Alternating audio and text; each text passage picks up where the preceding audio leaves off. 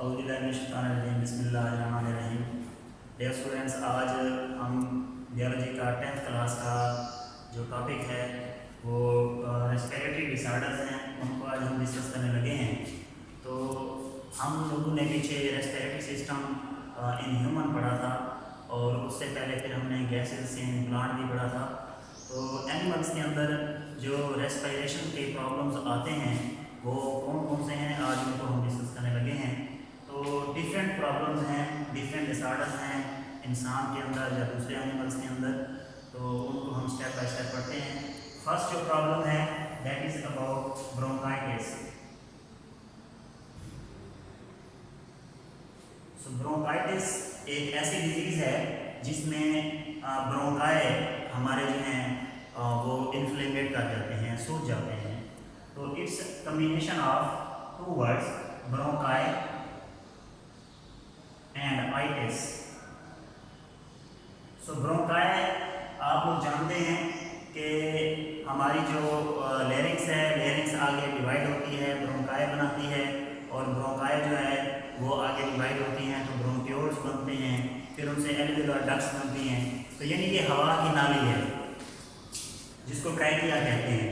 तो उसी के आगे फिर ये पोर्शंस हैं। तो ITIS जो जिस लफ्ज़ के साथ आ जाता है इसका मतलब होता है inflammation. It means inflammation.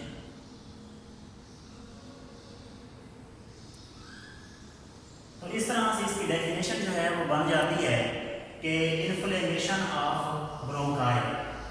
Bronchi की इन्फ्लेमेशन को हम ब्रोंकाइटिस कहते हैं। तो इसमें जो है जो अंदर इस ब्रोंकाई है उसमें म्यूकस बन जाता है और उस म्यूकस की वजह से नालियाँ जो हैं, ब्रोंकाई जो है वो तंग हो जाती है।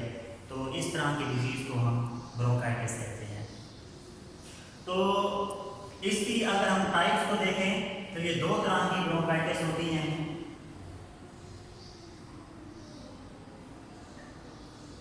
एक को कहते हैं अक्यूट ब्रोंकाइटिस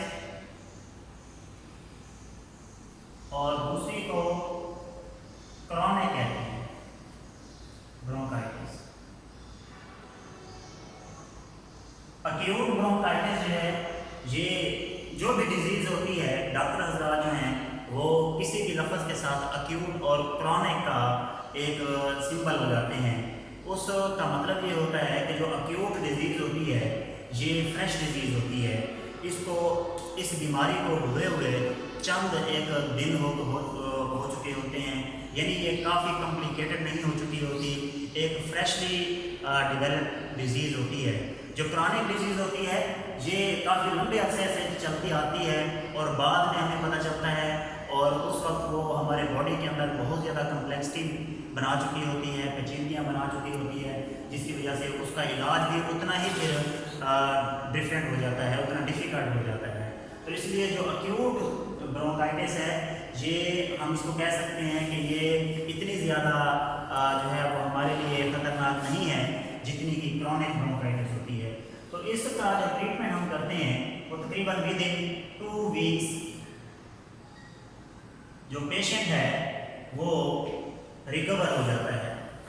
तो इस वजह से हम इसको अक्यूट ब्रोंकाइटिस कहते हैं, क्योंकि बहुत थोड़ा सा डैमेज होता है ब्रोंकाई के अंदर और वो damage within no time, within a week और 2 वीक जो है वो ठीक हो जाता है। लेकिन जो क्रॉनिक ब्रोंकाइटिस है इसमें अंदर बहुत ही ज़्यादा जो है ब्रोंकाई जो है वो डैमेज हो चुकी होती हैं। इस वजह से इसका जो इलाज है उसको 3 महीने से लेके 3 मंथ से लेके तकरीबन 2 ईयर्स लग जाते हैं, 2 साल लग जाते हैं। तो इसलिए जो है सालों में जाके ये बीमारी ठीक होती है, क्योंकि पहले इसने अपनी पूरी कंप्लीट जड़ें बना चुकी होती है। तो उस तरह से उसका इलाज भी उसी तरह से किया जाता है। तो इसको 2 साल तक अरसा दरकार हो सकता है ठीक होने में। होती किस वजह से है, काजेज इसकी क्या है, तो ये किसी बैक्टीरिया की वजह से, किसी वायरस की वजह से, या किसी जो है वो इरिटेंट की वजह से, जैसे कि स्मोक होता है उसकी वजह से जो है ये डिजीज़ हो सकती है। तो इसकी सिम्टम्स जो हैं, अलामतें इसकी क्या होती हैं?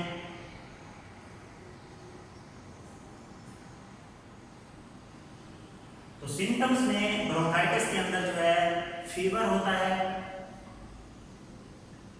इसमें जो है शार्टनेस ऑफ ब्रीथ होती है,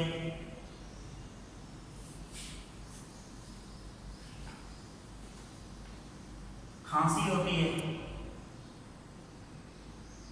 these are the some symptoms of this disease के खांसी होती है जी, बुखार होता है और चिल लगती है, सर्दी लगती है, तो चिलिंग भी इसमें होती है और सांस जो है वो रुक रुक के या डिफ़िकल्ट हो जाती है। तो इस तरह से दीज आर सम जो है इंफॉर्मेशन अबाउट द ब्रोंकाइटिस। उसके बाद जो सेकंड डिजीज़ है उसको एम्फिसीमा कहते हैं। एम्फिसीमा, एम्फिसीमा क्या है? आप लोगों ने एल्वियोलाई पढ़ा।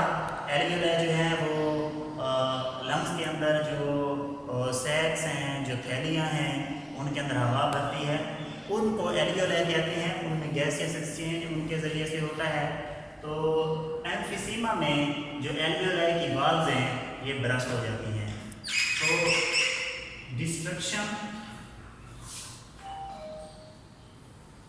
of the walls of alveoli is called emphysema।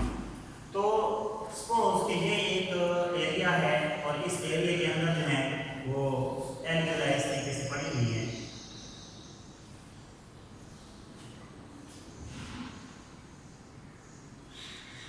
इस तरीके से जो है वो एल्वेओलाई पड़ी हुई है।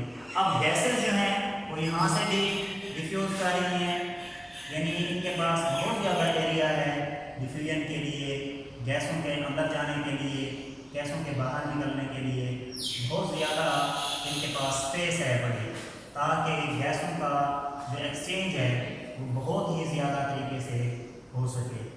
लेकिन होता यह है कि जब वाल्व्स इसकी ब्रेक हो जाती हैं तो ये कुछ इस तरीके से बन जाती हैं।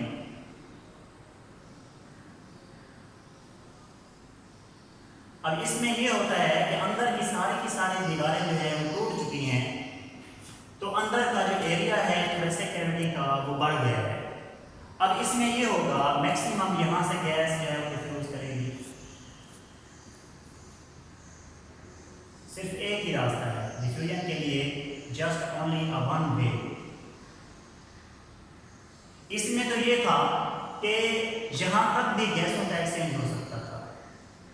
इसमें जस्ट ये बैरोनी एक बड़ी दीवार है, उसी के जरिए गैसों का एक्सचेंज हो रहा है। इट मीन्स कि यहाँ पे गैसेस एक्सचेंज कम होगा, इस जगह पे गैसेस एक्सचेंज बहुत ही ज़्यादा होगा।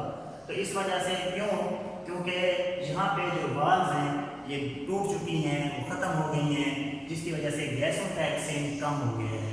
नो डाउट एरिया ज़्यादा हो गया है, लेकिन हमने दीवारों से जो वाल्व्स होती हैं एल्वेओलाई के, उनमें से गैसों का एक्सचेंज होता है, वो तो यहाँ पे कम हो गई हैं। तो इस वजह से वाल्व्स जब है ही नहीं, चाहे एरिया जितना भी ज़्यादा हो जाए, गैसों का एक्सचेंज जो है उतना ही कम हो जाएगा। तो इस कंडीशन में फिर जो है ये गैसों का एक्सचेंज कम होने की वजह से इस बीमारी को हम एम्फिसीमा कहते हैं। लेकिन ये हमारे बॉडी में उस वक्त ये जहर होती है जब 50 to 70% जो हमारे लंग्स हैं वो उनकी जो एल्वेओलाई है वो डैमेज हो चुकी होती है। इसलिए जो है ये क्रोनिक फॉर्म में जब जाती है तब इसकी सिम्टम्स जो हैं हमारे बॉडी के अंदर ज़हर होती हैं। इसकी सिम्टम्स भी उसी तरह से हैं कि इसमें जो है शॉर्टनेस ऑफ ब्रीथ होती है, उसके अलावा जो है अंदर से ये जब वाल्व्स फटती हैं पेन भी फील हो सकता है। तो उसके साथ जो है कफ होती है, उसके बाद जो है शाइवरिंग होती है और साथ में ही फीवर होता है। जो नेक्स्ट डिजीज़ है दैट इज़ द निमोनिया।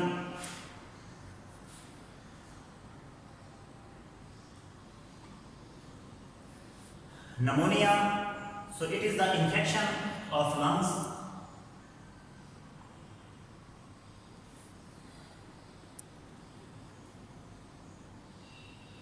अब चूंकि हमारे बॉडी में 2 लंग्स हैं, अगर ये दोनों लंग्स के ऊपर इफेक्ट हो तो उसको हम डबल नमूनिया कहते हैं।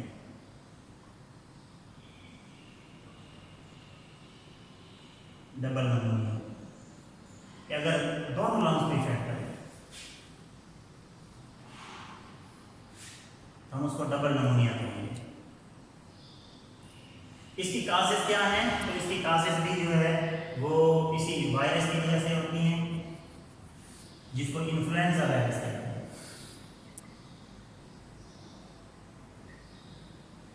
या बैक्टीरिया की वजह से होती हैं, जिसको स्ट्रेप्टोकोकस नमूनाई कहते हैं।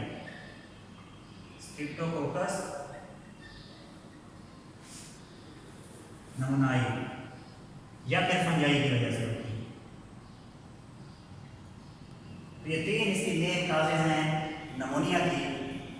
तो ये भी उसी तरह से एक्शन करती हैं कि ये जो वायरस है या बैक्टीरिया है या फंजाई हैं, ये एल्वियोलाई को फटा देती हैं, और एल्वियोलाई जब ब्रस्ट हो जाती हैं, दूसरी भी नालियाँ जब ब्रस्ट हो जाती हैं, फट जाती हैं, या उनमें स्वेलिंग हो जाती है, तो उसके अंदर जो है वो म्यूकस जमा हो जाता है, तो जिसको स्पोटम कहते हैं। स्पोटम जमा हो जाता है और फ्लूइड लाइक मटेरियल जमा हो जाता है, जिसकी वजह से जो है फिर मरीज़ जो होता है, जो नमूनिया का मरीज़ होता है, पेशेंट होता है, उसको चिलिंग होती है, शाइनिंग होती है, या आप कह सकते हैं फीवर होता है, कफ होती है, और कफ के साथ कोई बलगम वगैरह आती है, और उसके साथ ही जो है वो शार्डनेस आ रही है।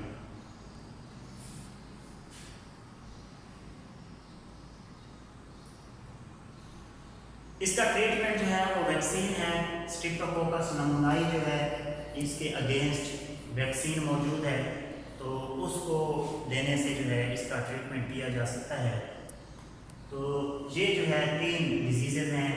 इसके अलावा जो है और भी काफ़ी डिजीज़ हैं, जैसे कि एज़मा है, लंग कैंसर है, तो उनको भी हम जो है वो नेक्स्ट लेक्चर में इंशाल्लाह डिस्कस करेंगे। तो तब तक के लिए जो है आप लोग इसको याद करें, तो इंशाल्लाह नेक्स्ट वीडियो के साथ दोबारा हाजिर होंगे। अल्लाह हाफ़िज़।